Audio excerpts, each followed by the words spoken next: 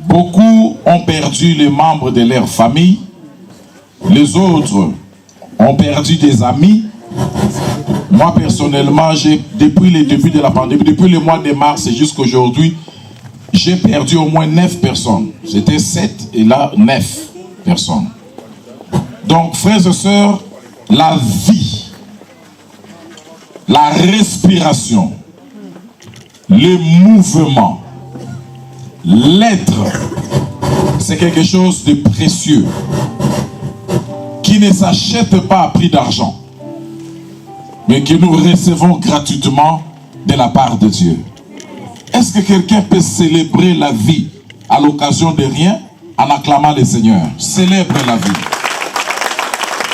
Célèbre la vie avec tes acclamations. Tu n'es pas mort, tu es en vie. Célèbre, apprécie la vie. Amen. J'ai appris à apprécier la vie. Quelqu'un a dit dormir et se réveiller, ce n'est pas une habitude. Mais dormir et se réveiller, c'est un miracle de la part de l'Éternel. Les uns, nous avons appris certaines personnes qui sont allées dormir et qui ont été incapables de se réveiller le matin.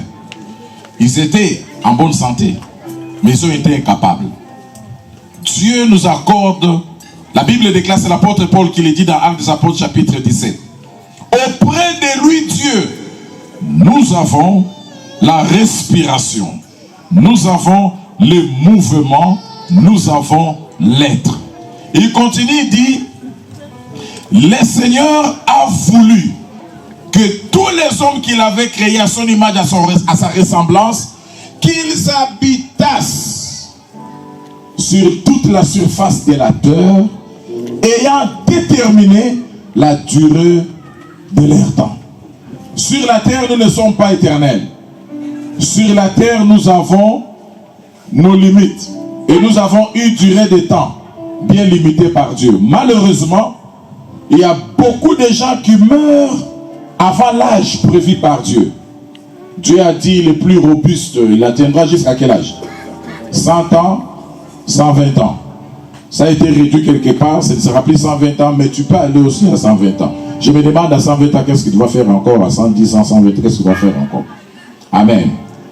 Aujourd'hui, nous sommes venus célébrer celui qui est pour les uns un frère, celui qui est pour les autres un pasteur, et celui qui est pour nous, les gens de la pierre angulaire, un père.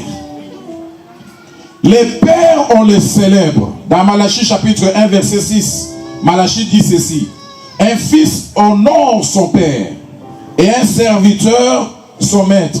Si je suis père, où est l'honneur qui m'est dû? Où est l'honneur qui m'est dû? Nous devons apprendre à honorer nos pères. Je vais rapidement nous rappeler le commandement que Dieu avait donné à Moïse pour pouvoir donner aux enfants d'Israël. Dans ce commandement-là, il dit: honore ton père et ta mère, car c'est le premier commandement avec une promesse. Et il va citer la promesse: afin que tu sois heureux et que tu vives longtemps sur la terre. Quelqu'un va me dire, mais ça c'est l'Ancien Testament. Non. Ça a été repris textuellement de la même manière que Dieu l'avait donné à Moïse. Il a repris cela dans Ephésiens chapitre 6. Là nous sommes dans le Nouveau Testament. Honore ton père et ta mère. C'est le premier commandement avec une promesse. Afin que tu sois heureux et que tu vives longtemps sur la terre. Voilà, frères et sœurs, la raison pour laquelle aujourd'hui, dans notre époque, au XXIe siècle, nous remarquons que le taux de la mortalité auprès de la jeunesse devient très élevé par rapport aux vieux et aux vieillards. Ce n'est pas normal. Ça n'a jamais été dans la volonté de Dieu que les parents puissent enterrer leurs enfants. Ce n'est pas la volonté de Dieu. Dans la volonté de Dieu, c'est les enfants qui doivent enterrer leurs parents. Parce que c'est un cycle. Tu nais bébé, tu grandis, tu deviens jeune, tu deviens vieux. Après, tu commences à redevenir encore enfant.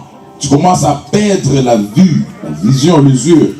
Tu commences à perdre les dents. Donc tu commences à redevenir tel que tu étais venu. En ce moment-là, tes enfants, ils deviennent des fils et des filles. Amen. Les enfants qui n'honorent pas leurs parents, Dieu, vous savez frères et sœurs, Dieu a établi des principes.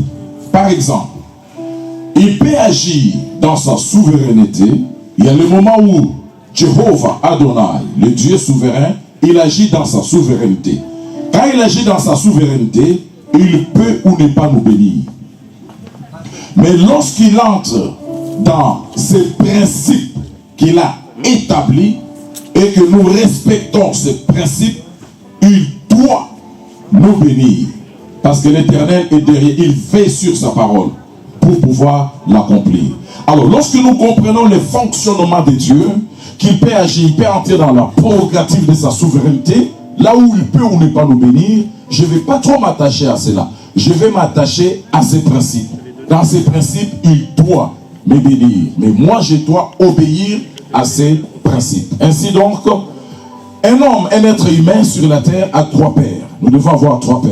Vous savez, Dieu au ciel, il a institué l'organigramme du trône de Dieu. Il y a Dieu le Père, Dieu le Fils et Dieu le Saint-Esprit. Il a voulu aussi qu'il y ait ces trois états physiques, les solides, les liquides et puis les gaz. Il a voulu comme ça, l'arbre trois parties. Il a voulu également que l'homme puisse avoir trois parties, esprit, âme et le corps. Il a voulu aussi que la famille soit composée de trois parties, papa, maman et les enfants. Il a voulu comme ça parce qu'au ciel, créant l'homme, ils étaient à trois, Dieu le Père, Dieu le Fils et Dieu le Saint-Esprit. Ainsi, Dieu a voulu que tout homme sur la terre puisse avoir également trois parents.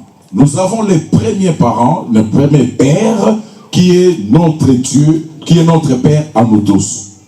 Le Créateur, dans l'Ancien Testament, il se manifestait comme étant Dieu. Moïse, Abraham, tous les gens que nous aimons dans l'Ancien Testament, ils n'avaient pas la révélation du Créateur comme étant leur Père. Ils ont servi Dieu comme étant des serviteurs dans la maison de l'Éternel. Mais nous maintenant, dans le Nouveau Testament, Jésus-Christ est venu nous révéler que le Créateur du ciel et de la terre, qui s'est manifesté autrefois comme étant Dieu, il est devenu notre Père. Quelqu'un dit Père. Avec un accent français, Père. Ajoutez l'accent belge, Père. Alors, nous avons un Père spirituel, éternel, qui est Dieu. C'est la raison pour laquelle lorsqu'il dit, voici donc comment vous devez prier, dites notre Père. C'est notre Père. Deuxièmement, tu dois avoir aussi un Père biologique. Un Père physique, je vous l'ai dit. Et troisièmement, tu dois avoir un Père spirituel, qui est le leader spirituel, le responsable spirituel, ton pasteur, que Dieu a mis sur ton chemin. Alors, entre le Père biologique et le Père spirituel, le Père biologique peut te maudire. Mais le Père spirituel a le pouvoir de faire éclater ces jours de malédiction. Au nom de Jésus, et cette malédiction va partir. Donc, entre le Père spirituel et le Père biologique, Dieu a donné beaucoup plus de pouvoir au Père spirituel. Voilà pourquoi nous devons les honorer. Parce que le Père éternel, le Père spirituel, Dieu, nous ne le voyons pas. Tu ne le verras pas. Tu verras le Père spirituel établi par Dieu comme étant ton pasteur, comme étant ton responsable spirituel. Lorsque tu vas l'honorer, Dieu également va t'honorer. Il dit dans sa parole, j'honorerai ceux qui m'honorent. Est-ce que quelqu'un est prêt à honorer Dieu? Les amens sont faibles. Les amens montrent qu'on n'a pas encore mangé. Alléluia.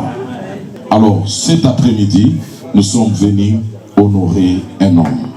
Nous sommes venus célébrer un homme. Je vais vous inviter à lui donner des acclamations avec des cris de victoire, avec des cris de joie, avec des cris de triomphe, parce qu'il a totalisé 60 ans. Ça c'est célèbre, mon ami. J'ai dit ça c'est célèbre, ça c'est célèbre, ça c'est célèbre. Nous ne sommes pas venus à un deuil au nom. Vous savez, le pasteur Pascal était malade et ensuite il est mort. Et maintenant, non. Nous sommes venus le célébrer et il est en vie. Et c'est la bonne célébration. Honorer, célébrer quelqu'un quand il est encore en vie. Alléluia. Que le nom de l'Éternel soit loué. À 60 ans, il apparaît encore trop jeune.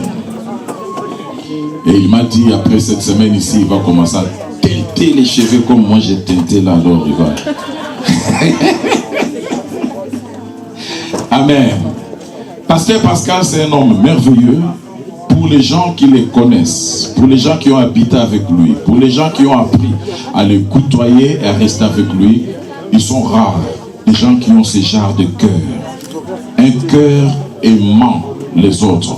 Un cœur qui se soucie à procurer le plaisir et la joie des autres. Amen. Aujourd'hui, en les célébrant, levé de mon cœur, que nous tous qui n'avons pas encore 60 ans, que le Seigneur nous fasse grâce pour que nous puissions aussi atteindre 60 ans. Et non pas seulement 60 ans, que le Seigneur puisse également nous ajouter jusqu'à arriver à 80 et à 100 ans. Si tu crois à cela, acclame le Seigneur. Si tu n'acclames pas, tu n'arriveras pas à cela. Si tu acclames, tu arriveras à cela. Que Dieu soit loué. Amen. Pasteur Pascal, c'est ton jour. Que le Seigneur te bénisse abondamment. Pour terminer, je vais m'adresser directement à toi. Moïse dit ceci: apprends-nous à bien compter le nombre de nos jours sur la terre et applique notre cœur à la sagesse, à l'obéissance, à ta parole. Que le Seigneur t'accorde encore une longue vie, que le Seigneur te donne une très bonne santé. Vous savez, s'il y avait quelqu'un qui pouvait attraper, être infecté par le coronavirus, c'est lui. Oui, il devait. Parce que moi, j'avais ça pendant une semaine ou 10 jours, après que je sois revenu de New York. Et avec lui, on n'a jamais eu de barrières. Jamais eu de barrières. On blague, on joue, on a nos gères, nos confrères. On joue, on mange ensemble, dans la voiture, partout. Tout ensemble. Donc la première personne qui pouvait être contaminée en venant de chez moi, c'était lui. Dieu l'a épargné à cela. Dieu l'a protégé. Dieu l'a gardé parce qu'il voulait qu'on puisse encore le célébrer aujourd'hui. Rien qu'à cause de ça, est-ce qu'on peut encore acclamer le Seigneur? Gloire à la gloire de Dieu. Donc, que le Seigneur vous bénisse abondamment et que la grâce de Dieu soit sur toi. Amen.